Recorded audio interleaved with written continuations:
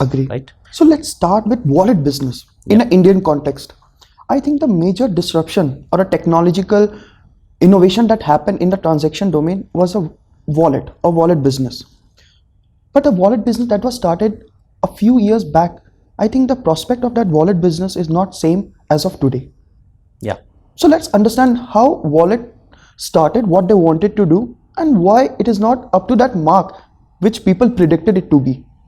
Yeah, so if you look at it as a user from the perspective of being a user also, which all of us are, there are three form factors. I like to call form factors internally also, because these are three form factors of doing a transaction. The first is cash, which all of us have been accustomed to use, and the second is a credit card or a debit card. Wherever it's accepted, you use that.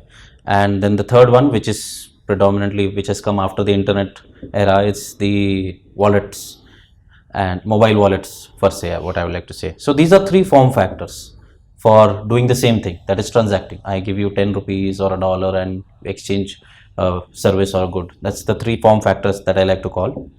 Now, there has been tremendous disruption, at least in the wallet side, because and yes, before I forget, all these three form factors are built upon a robust banking ecosystem. You have access to all these three form factors because there is a bank that is supporting all of this. But if I see, bank is primarily concerned towards cash, and those other two that you discuss, it was a card and other is wallet, they are just enablers of making a cash into a cash. Transition of cash will be there, Yeah, but removing the cash interface. yeah, that's what I In a said. It digital is mode. built on top of a banking ecosystem, because even your card is issued by your bank. Visa or MasterCard doesn't give you a card directly. Even look at the mobile wallets, PayPal, Paytm, PhonePe, everywhere else. Wherever prepaid wallets, you have to recharge only via, you can recharge only via going via a banking portal only, right? You recharge via your credit card or debit card. So regardless of anything, you can't bypass it. So banking ecosystem is something that is the reason these three form factors are there. Even cash, even though the government RBI prints it, you get access to cash only from an ATM or a bank, right?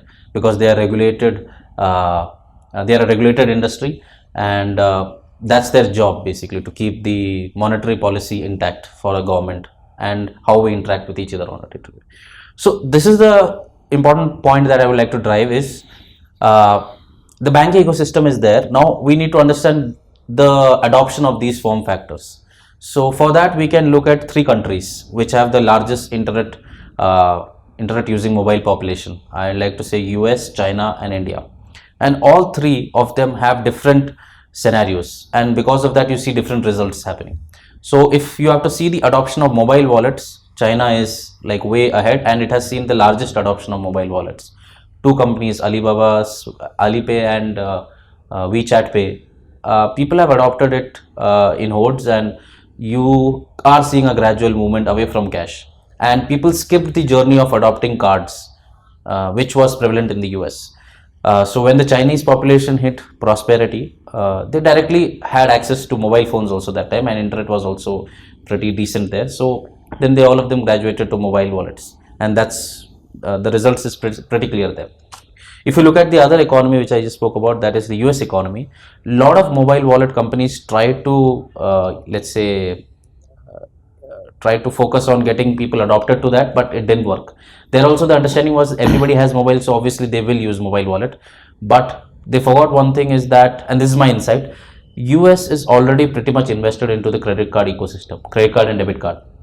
There even small merchants also have a credit card machine installed with them. Or you can say the adoption of technology happened at that era where internet was not there, or a mobile phone usage was not there. If you look at Visa and MasterCard, these are two companies that were started in the early 70s or late 60s, something like that. And they were started by two consortium of American banks, because they wanted to enable their users when they were not in a bank, right? You want banking to follow them wherever they are.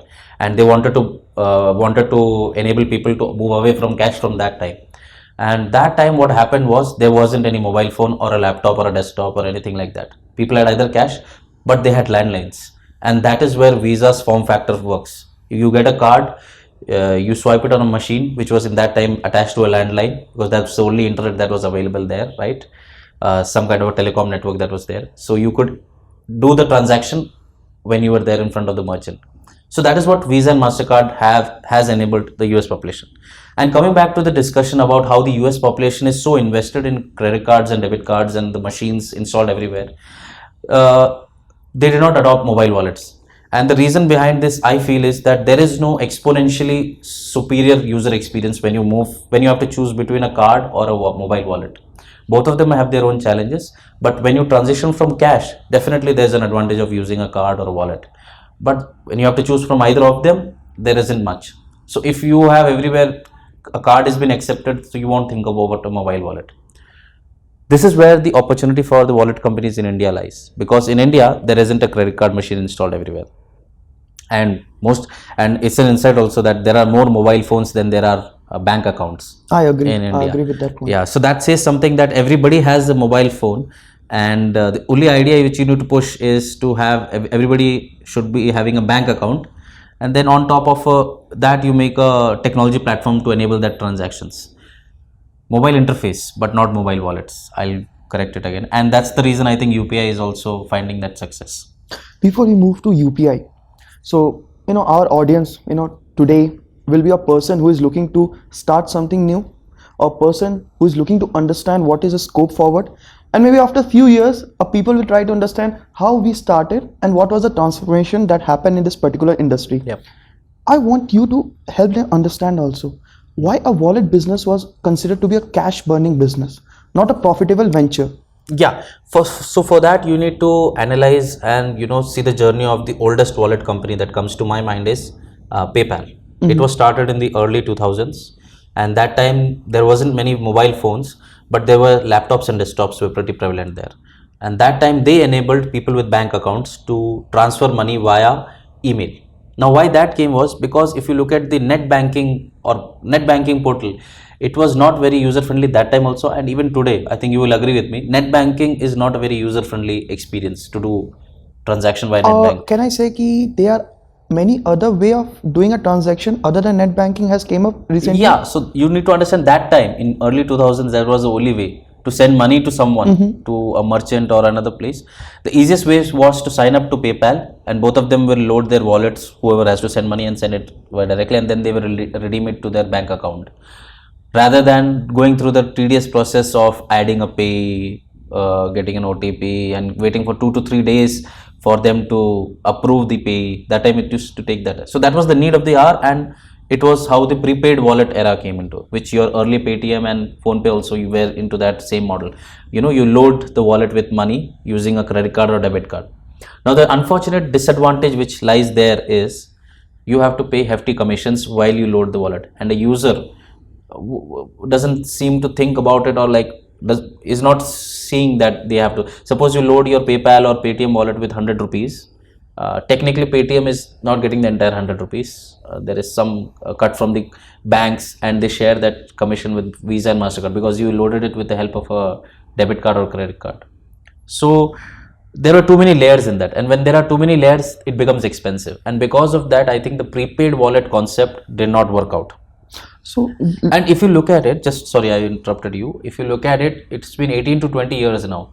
The concept of prepaid wallet is somehow not very much adopted even till date.